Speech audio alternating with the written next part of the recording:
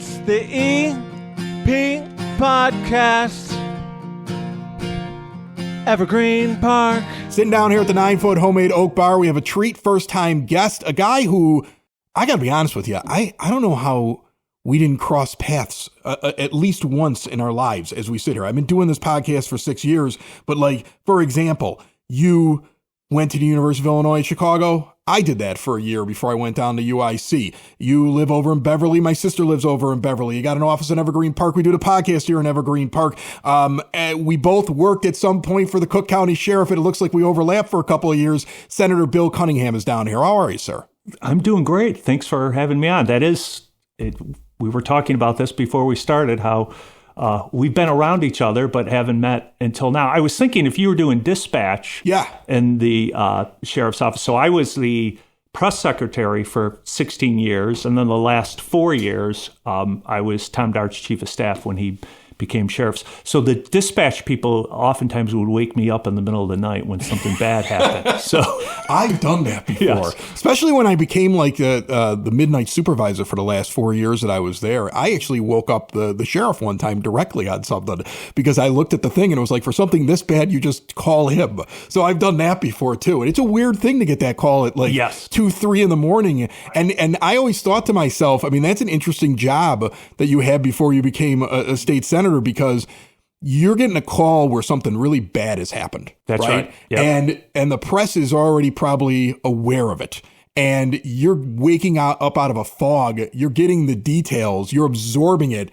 And you're having to react very quickly. I mean, that I always thought that had to be really difficult to do. That's exactly right. It was, there's this sensory deprivation when you wake up in the middle of the night and you have to adjust. And you're talking to a dispatcher in the middle of the night who's had like 6 Red Bulls and really excited. And it's usually something bad. Could be a fatal accident. Could be an officer involved in a shooting. Yeah. And, there's a weird thing when you're in communications, when you're a press secretary like I was, there's this yin and this yang. You want to get information out because that's your job, number one. And you also want to do it because when something like that happens, there can be an information vacuum. And if the media isn't provided with information, they fill that vacuum other ways. Yeah, they get their story as quick as they can. So you want to kind of get the details out. So you want to get something out. But the other thing I found, and I used to joke about this, is when some event like that happens, I would say, I always said that 100% of the time, the initial information you get is 50% wrong. Mm-hmm. Because like you as a dispatcher, you might hear something from a sergeant who got something from a patrol officer, and so it goes through a filter. Or it's panic. I always think of the one that, like, I had right towards the end, you would have been gone. Mm-hmm. I had a helicopter that was a medevac helicopter crash on top of the hood of a sheriff's police car. Wow. On the Dan Ryan in Chicago. So first of all, think of all the jurisdictions. Yes, yeah. And the officer comes up screaming that a helicopter just crashed on his car. Now, the details are really that it crashed right next to it and a piece of it landed up on its hood. But like when you initially are making the phone call, you're like, yeah, helicopter just landed right on his car, because that's what he says. That's a perfect... In the panic on the radio while there's flames and they're trying to help people that are falling out of the helicopter. It was like a crazy scene. That's a perfect example of how a story's 50% wrong. Right. You know what I mean? It's just like some of the details are there and some are missing. Some get lost in translation.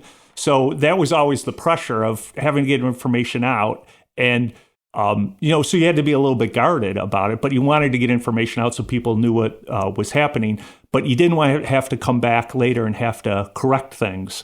And that was made all the more difficult if it was happening at 2 or 3 in the morning. You must have just an edge up on every other public servant out there because of that job, because like you probably can handle the easier thing of like somebody coming and asking you questions about what's going on, an intense vote on the floor, something like that. Like you probably have like a calm about you when a microphone's thrown in front of your face. I think that's probably true. What I learned the most from the job is how to communicate with people. Obviously, something very important when you're running for office.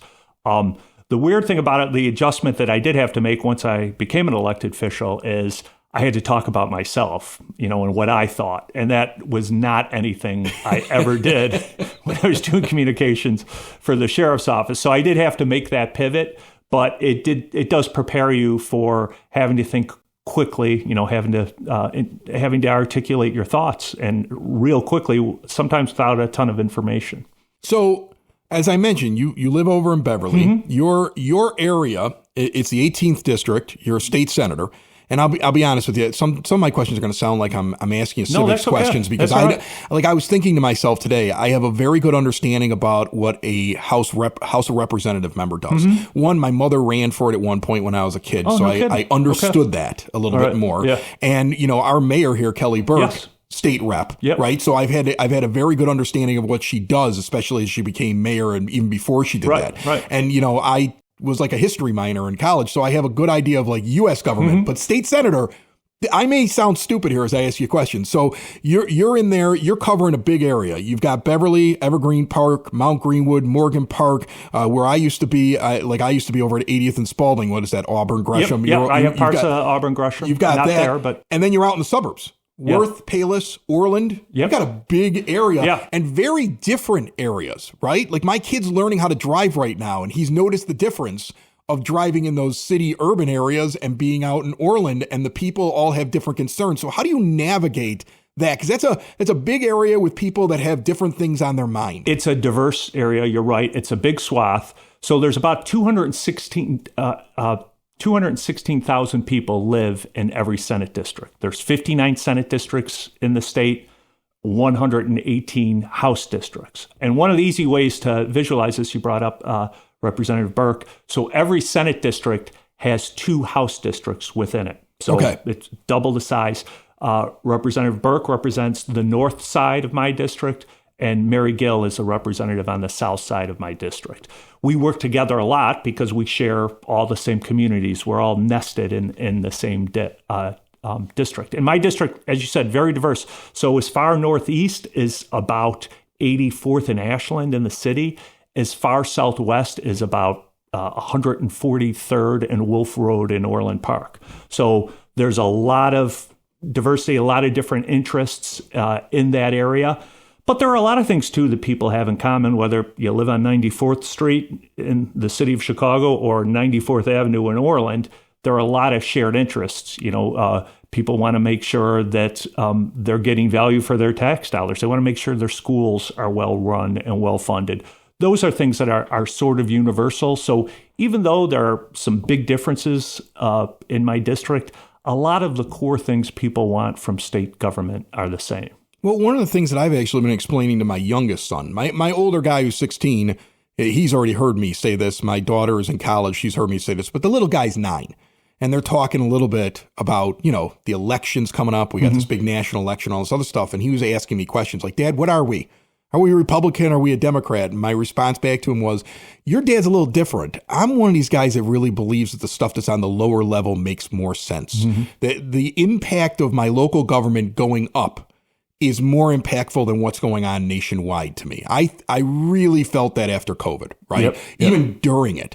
But the decisions that were being made at a local level, now that I've seen like how local government works in Evergreen and the actual impact that it has, I'm far more interested in what's going on here. And I kind of consider you still part of that realm because you're on the ground floor in just this area of a couple of suburbs and a section of the city of Chicago, and you're not looking at the whole state as much. Yep. So when you look at right here, even if you want to get specific to Evergreen, what are the big things right now that you hear that people have the biggest concerns of? So you're right. The local government really does have more influence on people's day-to-day lives. And I'll explain to you in the most dramatic way that's true.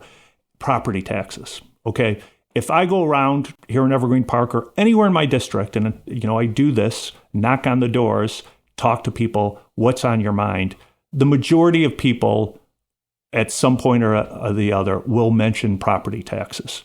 In Illinois, we have the second highest, on average, second highest property taxes in the state. It's a big problem. It's something people talk about a lot. What not everyone understands is that is controlled by local government, by your school district, by your local municipality. If the town you live in has a library district or a park district, your community colleges, Cook County government, the water reclamation district, Some areas have a mosquito abatement district. All those things combined together, the money collected to operate those agencies is generated by your property taxes. And what seems to be happening, because, and I'll jump in real quick, our last episode, we had the folks from District 124 and 231 down here. Okay, Sure. so that's the episode that's just out now.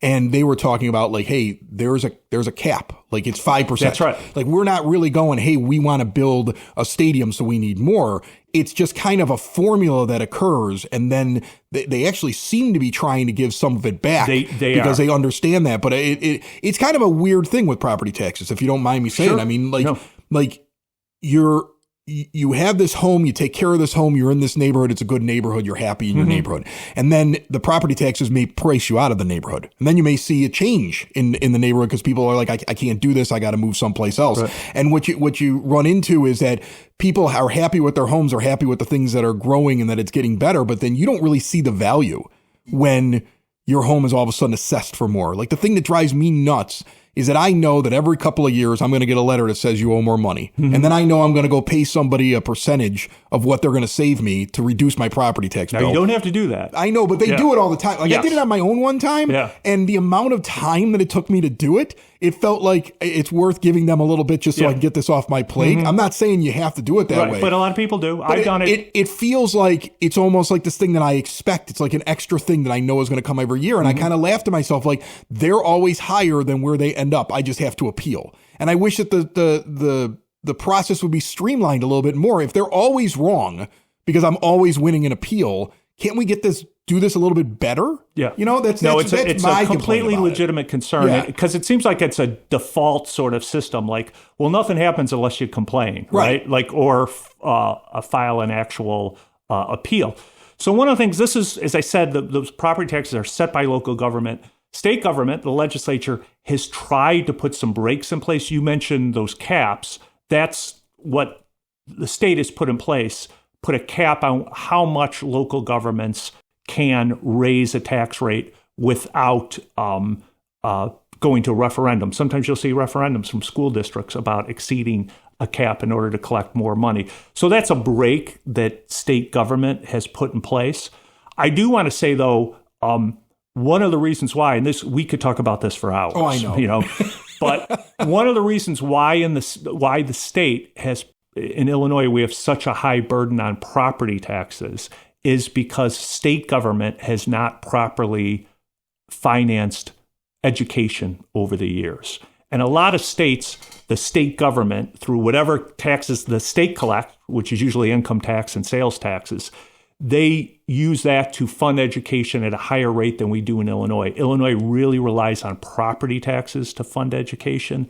And that's what pushes your local property tax up. If anyone looks at their tax bill, depending on what district you live in, anywhere from 50%, some places can be 75, 80% of your property tax bill is going to education, your elementary school district, your high school district, your community college. So the question is whether or not we can find a better way to fund education, which, you know, I mean, it's funny. We're sitting here on the EP podcast, and one of my other shows you might know is Sox in the Basement, which is one of the top White Sox podcasts. And that's the one I would like to be on. Oh, yeah, you can come on. We could talk about that. We could talk about how ludicrous it would be to give a billionaire multi-billions of dollars to get a new stadium when he's already got one that is perfectly fine. Yep. And I would rather see those billions address the problem you're talking about. And it seems as though the state and the city and all these other people, all the other politicians in the area, no matter what level they're at, have basically given him the same response, right? Because there are bigger things to look at here if you're going to spend that kind of money. Yeah, I think that's right. I think people's view of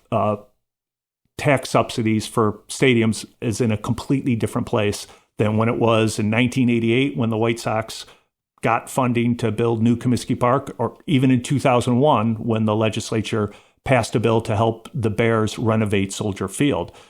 There's just not a willingness to do this anymore. You know, I think Governor Pritzker has a good response to this. And when he says essentially what you just said, like, you know, I'm not comfortable with state tax dollars going to subsidize billionaires who own professional sports franchises.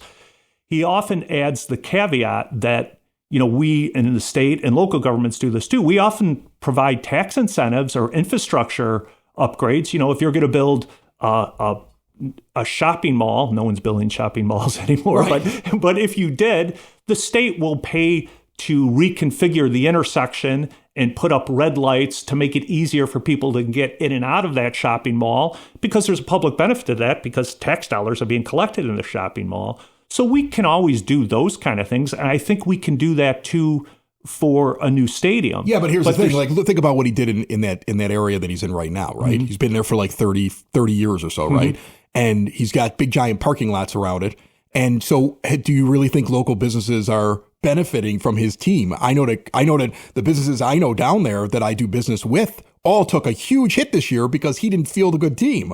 So, I mean, like, it's a great idea. Like, hey, if you give me this $2 billion, I'm going to revitalize the neighborhood. He's killing the neighborhood right now. That's the thing. He's actually something bad for it currently. Well, and that gets to what a horribly disappointing design that ballpark was. Yeah. A concrete donut in the middle of a bunch of parking lots.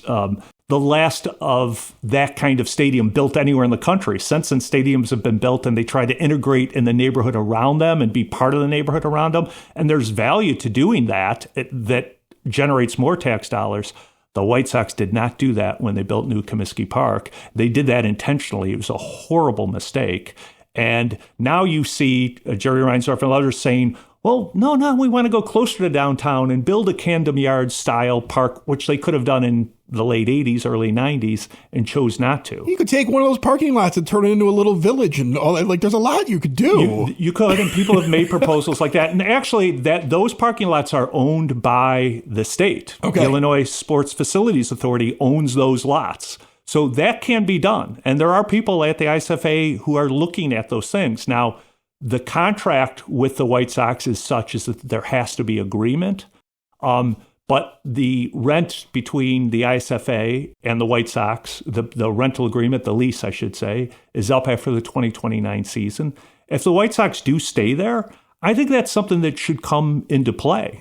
We should look at redeveloping those parking lots. We should look at integrating the neighborhood. You know, one of the things that drives me crazy, and you hear this a lot from North Siders and North Suburbanites, but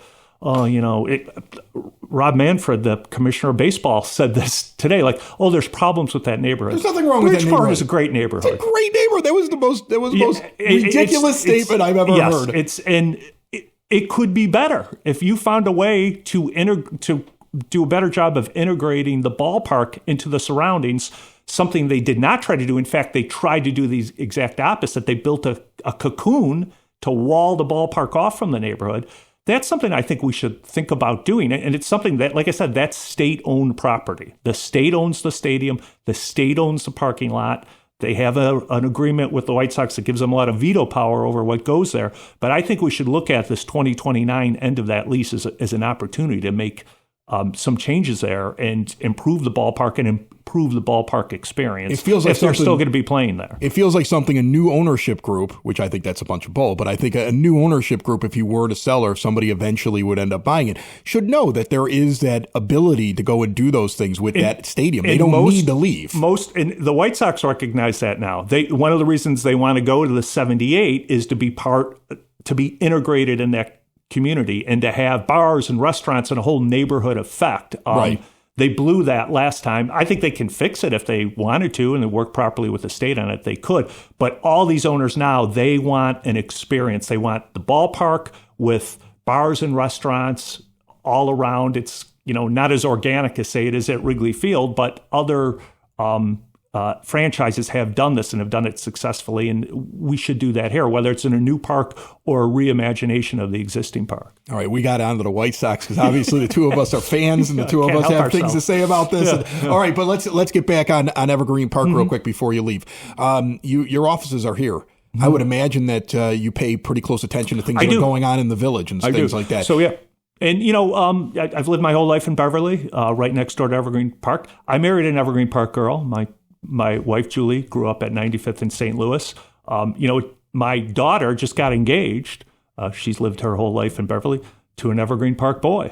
So, we're not exactly the first family to have this, right, close integration between Beverly and Evergreen Park. We're continuing that on. So Evergreen Park is very important to me. I consider it my base, a part of my district that is closest to me and is important to me. I don't want to say that it's more important than others, but this is where I spend a lot of my time. So I would imagine the trains aggravate you too, and the post office issues and all that other stuff like that. I know you've been working on that. We have, before. And those are very frustrating things because they're federal. One of the things, and this is something that Kelly Burke and I have pulled our hair out. I guess I've pulled out more than she has maybe over the years, is dealing with railroads because they were here before us. And they have they're really governed by Congress, and they don't mind telling us that. So we've had to find ways to chip away and aggravate them. We filed lawsuits against them, and I think we got things better than they were 10 years ago, but certainly not perfect. That's a never-ending battle for us, just like the post office is